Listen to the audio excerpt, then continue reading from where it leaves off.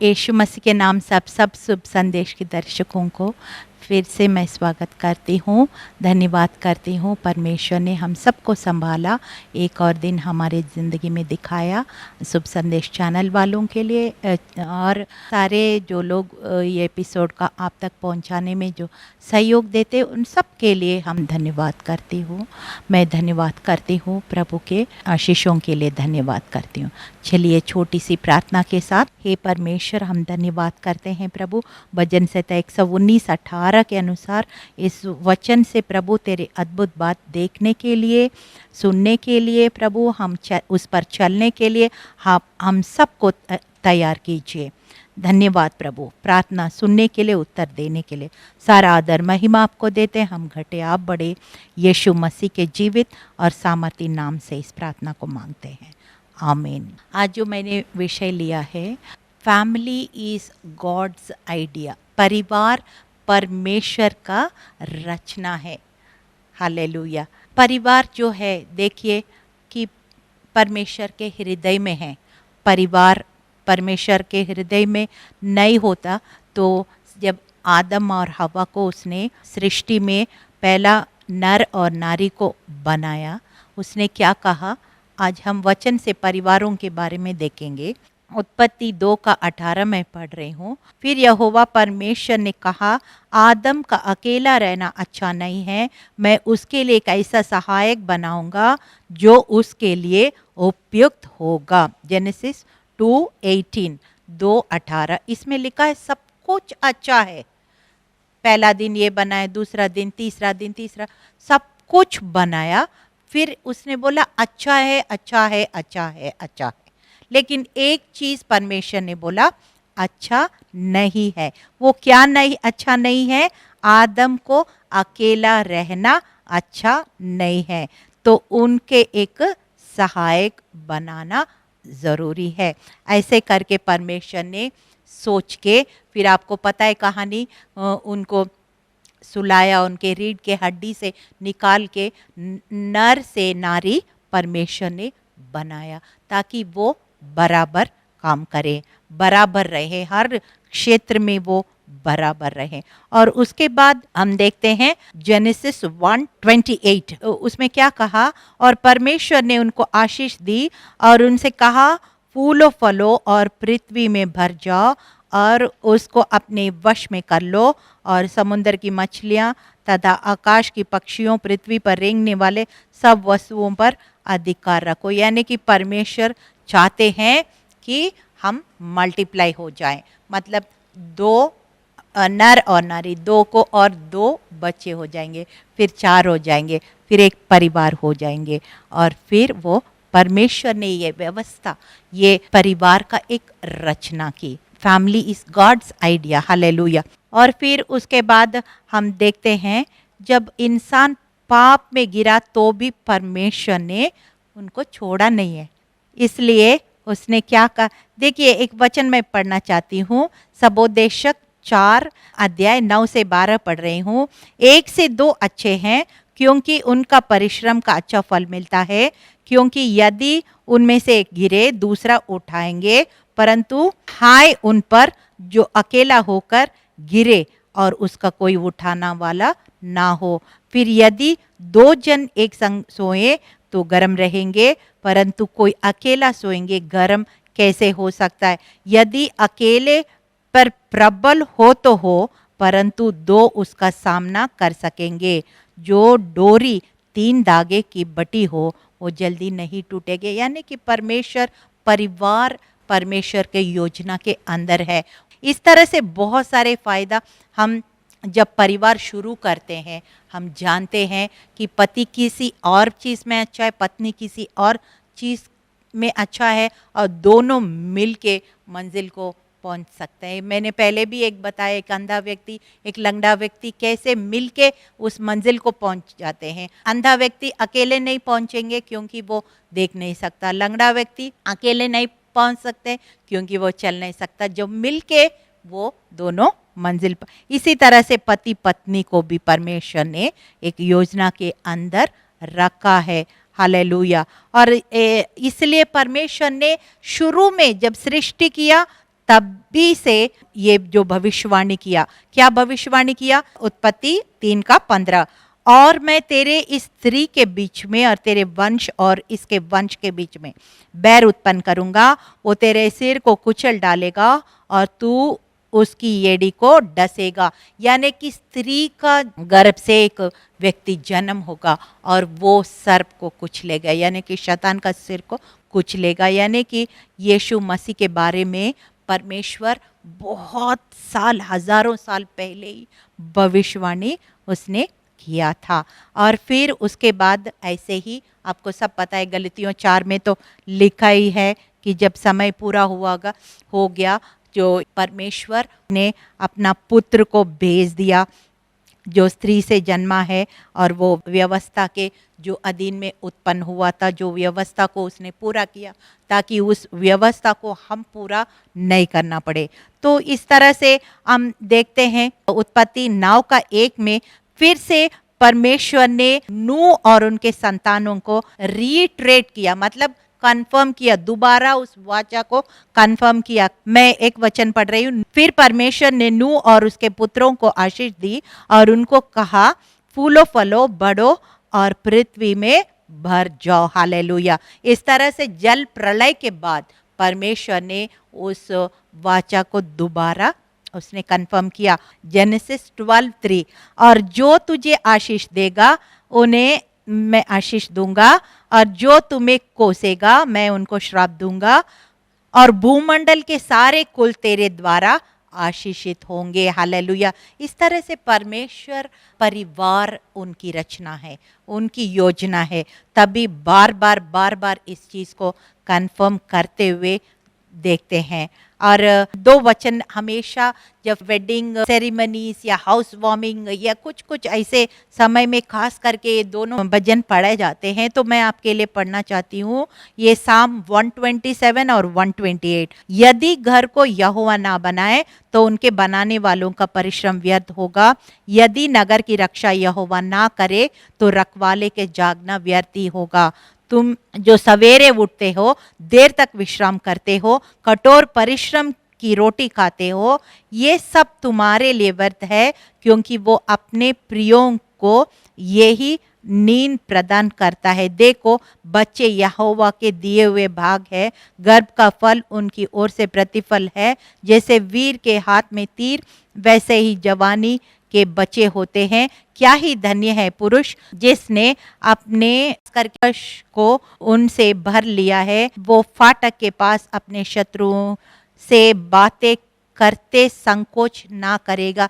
यानी कि परमेश्वर इस भजन में भी अगर ध्यान से आप पढ़ेंगे साम 127, आपको क्लियरली ये समझ में आ जाएगा कि परिवार जो परमेश्वर की रचना है, योजना है। और बोल रहे तू जितना मर्जी कर ले, जितना मेहनत कर ले, कुछ भी कर ले, लेकिन परमेश्वर की आशीषें तेरे परिवार में ज़रूरी है। जब परमेश्वर उस घर में है तो आपकी परिवार भी बहुत आशीषित पाएगा। उसी तरह से साम 128, क्या ही धन्य है हर एक जो यहोवा का भय मानते हैं और उसके मार्गों पर चलता है, अपनी कमाई के निश्चय खाने पाएंगे। तो धन्य होगा, तेरा भलाई होगा। तेरे घर के भीतर तेरी स्त्री फलवंत दाखलता सी होगी, तेरे मेज के चारों ओर तेरे बच्चे जैतून के पौधों समान होंगे।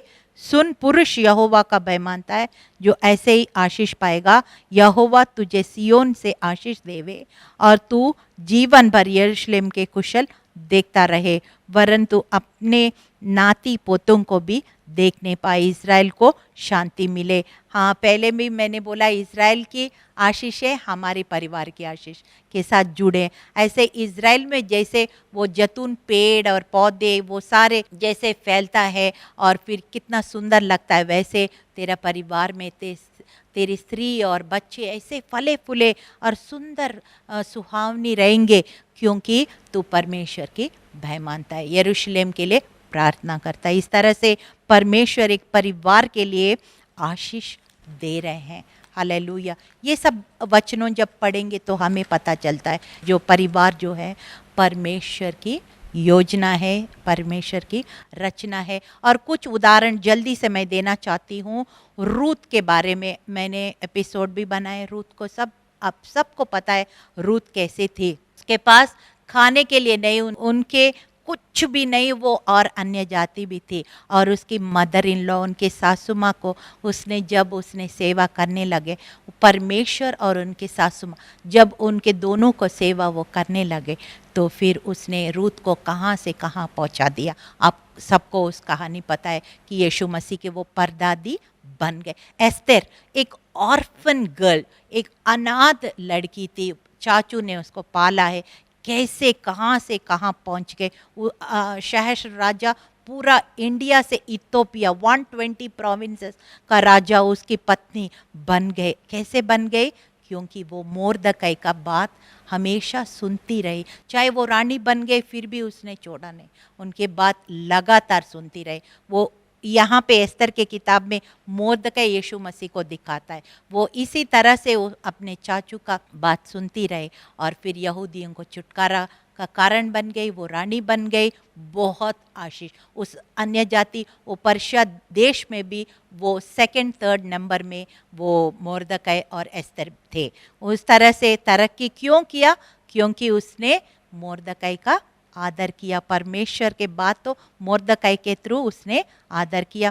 इसी तरह से प्रेरितों का 21:8 में देखते हैं, फिलिप का जो 4 बेटियां भविष्यवाणी किया। प्रेरितों का 18:2 से 18 पढ़ते हैं, एक्विला और प्रिसिला दोनों परमेश्वर की सेवा करते थे। दूसरा तिमोथी 1:5 उसमें पौलुस कहता है तिमोथी को, तेरी नानी को लुइस को मैं जानता हूँ, यूनिस को जानता हूँ कि वो कैसे पढ़ रही हूँ मैं उसको, और मुझे तेरे निष्कपट विश्वास की सुधि आती है जो पहले तेरी नानी लुइस और तेरी माता यूनिस के में थे, और मुझे निश्चय हुआ कि तुझ में भी है। हालेलुया। यानी कि तिमोथी इतना अच्छा सेवक कैसे बन गया? क्योंकि उसने अपना नानी से सीखा, अपने मम्मी से यूनिस से सीखा और फिर इतना बड़ा सेवक बन गया। हालेलुया। ये सब छोड़ो, यीशु मसीह स्वयं आप देखते हैं यूहन्ना 19 और 26-27 में लिखा, यीशु ने अपने माता और उस चेलों से जिससे प्रेम रखता था पास खड़े देखते माता से कहा, हे नारी देख ये तेरा पुत्र होगा। और 27 में कहा कि तब उस चेले ने से कहा, देख ये तेरी माता होगी। यानी कि क्रूस के मौत में भी उसने अपना परिवार को, यानी कि अपना माता का जिम्मेदारी को नहीं छोड़ा। इसका मतलब वो परिवार को भी वो इज्जत देते हैं। और आपको पता है एक परिवार जो मार्था, मरियम और लाजर, ये परिवार के साथ यीशु मसीह हमेशा बहुत करीब रहा, और बाइबल में हम पढ़ते हैं इस बात को इस तरह से। और वो जो पहला जो चमत्कार है वो भी कहाँ यीशु मसीह ने किया? एक वेडिंग में, एक विवाह में गया पहला चमत्कार। और फिर आखिर में हम देखते हैं बाइबल का आखिर में भी एक विवाह से अंत होता है। यीशु मसीह हमारा दुल्हा है, हम दुल्हन है, और हम एक वेडिंग में बाइबल जाके समाप्त होता है।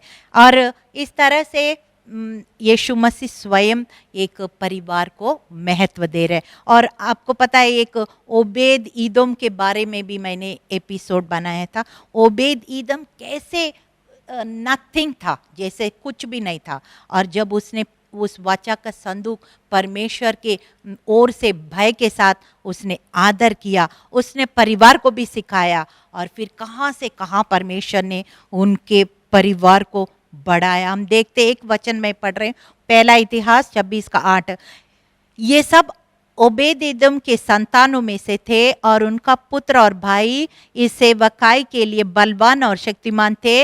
ये ओबेद-एदोम के 62 थे। 62 देखिए 62 उनका खानदान में कितने लोग थे जो युद्ध लड़ने के लिए क्वायर में और स्टोर कीपर्स अलग अलग तरीके में दाऊद का राज दरबार में वो काम कर रहे थे। और कितने लोग कर रहे थे? 62 लोग, और पूरा एक ओबेद ईदोम का परिवार था। कैसे परमेश्वर ने आशीष किया?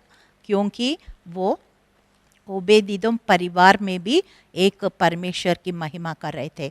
और फिर जल्दी से मैं 2-3 वचन और बोलना चाहती हूँ। पहला तिमोथी 3:4 और 12, अगर सेवकाई करना है, कोई बिशप हो, डीकन हो, पास्टर हो, उसमें परमेश्वर ने एक गुण बताया। पहला तिमोथी 3 का मैं 4 और 12 पढ़ रहे हैं। अपने घर का अच्छा प्रबंध करता हो और बाल बच्चों को सारी गंभीरता से अधीन रखता हो, सेवक एक ही पत्नी के पति हो और बाल बच्चे और अपने घरों का अच्छा प्रबंध करना जानते हो। हालेलुया। यानी कि अगर हमारे घर में हम उदाहरण नहीं रख सकते, अपने परिवार में अगर उदाहरण नहीं रख सकते, तो हम सेवकाई करने का हमें हक नहीं है। तो सेवकाई करने के लिए भी परिवार की सहयोग बहुत ज़रूरी है और परिवार में उदाहरण रखना भी बहुत ज़रूरी है। यही वचन में लिखा है। और जल्दी से हम कुछ परिवार देखते हैं कि परमेश्वर ने कैसे परिवारों के समेत बचाया। उत्पत्ति 7:1 में नूह का परिवार, जब जल प्रलय आ रहा था, परमेश्वर खाली नूह को नहीं बचाया। कितने लोग को बचाया? 8 लोग को बचाया। क्यों 8 लोग को, पूरा परिवार को बचाना था? एक एक जोड़ा करके जानवर को क्यों रखना था? क्योंकि जब जहाज बन रहा था वो अकेले नहीं बना रहे हो। कई बार हम स्क्रीन में सब लोग नहीं दिखाई देते, लेकिन सब कोई टीम वर्क से ही वो काम बनता है। तो मैं जानती हूँ जब नूह जहाज बन रहे, उनका बेटा भी, उनका बहुएं भी, उनके जो पत्नी भी, सारे कुछ ना कुछ काम कर रहे होंगे। और वो लोग जहाज बना भी रहे तो इनको खाना बना के उनको समय समय पे खिला रहे होंगे। ये भी खाना भी उनको खाना ज़रूरी था। इस तरह से सारे टीम मिलके जहाज बनाया, पूरा परिवार मिलके बनाया, तभी परमेश्वर ने नूह का परिवार को बचाया। 7 का मैं 1 पढ़ रही हूँ। यहोवा ने कहा, तू अपने सारे घराने समेत जहाज में आओ, क्योंकि मैंने इस समय के लोगों में से केवल तुझी ही अपनी दृष्टि में धर्मी पाया। तो नूह को, पूरा परिवार को परमेश्वर ने बचाया। और इसी तरह से जल्दी से हम देखेंगे यहोशू 6 का 25। ये स्त्री जो है वेश्या थी, लेकिन वो प्रोफेशन को परमेश्वर नहीं देख रहे हैं, उनका विश्वास को देख रहे हैं और उनके काम को देख रहे हैं। उसने 2 जासूस जो यहोशू ने यरीको नगर को सर्वे करने के लिए भेजा, तो उसने किस तरह से बयान की, किस तरह से अपने जान को खतरे में डाल के उन दोनों का जान को बचाया। इसलिए पूरा नगर नाश हुआ, जला दिया गया। लेकिन यहाँ पे रेहाब और उनकी घराना नाश नहीं हुआ। हम पढ़ते हैं एक वचन, यहोशू 6 का मैं 25 पढ़ रही हूँ। और यहोशू ने रेहाब वेश्या और उनके पिता के घराने का वरन उन सब लोगों को जीवित छोड़ दिया, और आज तक उसका वंश इस्राएलियों के बीच में रहता है, क्योंकि जो दूत यहोशू ने यरीको के भेद लेने के भेजे थे, उनको उसने छिपा रखा था। हालेलुया। इस तरह से रेहाब का जितने उनके भाई है, बहन है, उनके माता है, पिता है, उन सबको परमेश्वर ने, पूरा परिवार को, रेहाब के वजह से पूरा परिवार को बचाया। और प्रेरितों का 16:33-34 पढ़ रही हूँ। वो जब पौलुस और सिलास वहाँ पे बंदीगृह में थे, बंदीगृह खुल गया, वो जेलर था, सुइसाइड, अपना आत्महत्या करने लगा। फिर उस पौलुस ने कहा कि तू मत करो, क्योंकि उस रात को उसी घड़ी उसने ले जाकर उन्हें घाव धोए और उसने अपने सब लोगों के समेत तुरंत बपतिस्मा लिया और उन्हें अपने घर में ले जाकर उनको आगे भोजन रखा, और सारे घराने समत परमेश्वर ने विश्वास करके आनंद किया। तो यानी कि मतलब वो जेलर का पूरा परिवार उसी रात बपतिस्मा भी लिया और पूरा घराना भी उद्धार पाया है। हालेलुया। सिर्फ जेलर नहीं, उनका पूरा घराना उद्धार पाया। प्रेरितों का 16 और 15 में लिखा है कि जब उसने अपने घराने समेत बपतिस्मा लिया, उसने विनती की, यदि तू मुझे प्रभु की विश्वासनी समझते हो तो चलकर मेरे घर में। लुदिया करके एक स्त्री थी, उसने पौलुस का बात सुन के उसने ग्रहण किया और उसने घराने को भी प्रभु में लाया, और पूरा यूरोप में रिवाइवल, बेदारी का कारण वो स्त्री बन गई। हालेलुया। कि प्रभु ने उस जो 10 और कोर्नेलियस का भी परमेश्वर ने पूरा घराने को उद्धार में लाया, और सिर्फ उनको नहीं लाया, पवित्र आत्मा का बपतिस्मा पहली बार उनके घर में हुआ है। हालेलुया। तो इस तरह से परमेश्वर बहुत सारे परिवारों के अंदर काम करते हुए, उनका महिमा प्रकट करते हुए हम देखे हैं। नूह के परिवार में, रेहाब के परिवार में, वो जेलर के परिवार में, कोर्नेलियस के परिवार में और लुदिया के परिवार में। मैं 2 वचन आपको शेयर करना चाहती हूँ। यदि कई बार ऐसा होता है परिवार में, एक जने यीशु को ग्रहण किया, एक जने को यीशु को नहीं ग्रहण किया, या परिवार के लोग का विश्वास एक जैसे नहीं है, बड़ा मुश्किल होता है। लेकिन मैं आपको ये प्रोत्साहन करना चाहती हूँ, 2 वचन आप दिल में ठानिए, लिख लीजिए, दिल में लिख लीजिए, दिल के पट्टी में लिख लीजिए। प्रेरितों का 16:31 क्या लिखा है उसमें? तू और तेरा घराना उद्धार पाएगा। एक के द्वारा भी पूरा घराना उद्धार पा सकता है, क्योंकि एक अंगीठी में एक जलता हुआ कोयला है तो समय लगेगा, लेकिन कुछ समय के बाद हम देखते हैं सारे कोयला भी जल रहे होते हैं। इसी तरह से परमेश्वर एक जने के भी पूरा परिवार में अगर उद्धार में लाया, विश्वास करिए और ये वचन को क्लेम करिए, और प्रभु मैं तो ग्रहण किया, मेरा परिवार भी प्रभु में आना है, तो ये क्लेम करिए, मेरा घराना भी मेरे द्वारा उद्धार में आएगा। हालेलुया। प्रेरितों का 16:31 और फिर यहोशू 24:15, जोशुआ 24:15। यहोशू मरते समय उसने एक बात कहा, मुझे नहीं पता आप लोग किस भगवान को, किस देवी देवताओं को चुनोगे, मुझे नहीं पता, लेकिन मैं परमेश्वर यहोवा उनकी सेवा करूंगा, मैं और मेरा घराना भी यहोवा का ही सेवा करेंगे। ऐसे उसने वादा किया। ऐसे ही हम भी यही वादा हमको करना है। प्रभु मुझे नहीं पता, लोग इधर का ये सब रिश्तेदारों का किसी को मैं नहीं देखूंगी, मैं और मेरा घराना परमेश्वर की सेवा करेंगे, सच्चा परमेश्वर की सेवा करेंगे यहोशू की तरह। ऐसे हम वादा करना है। और फिर अगर प्रभु में नहीं है वो लोग, आपके परिवार के लोग, फिर भी ये दोनों वचन क्लेम करते लगातार प्रार्थना करते रहिएगा, और एक दिन देखेंगे पूरा परिवार भी उद्धार पाएंगे। चलिए छोटी सी प्रार्थना के साथ इस कार्यक्रम को हम समाप्त करेंगे।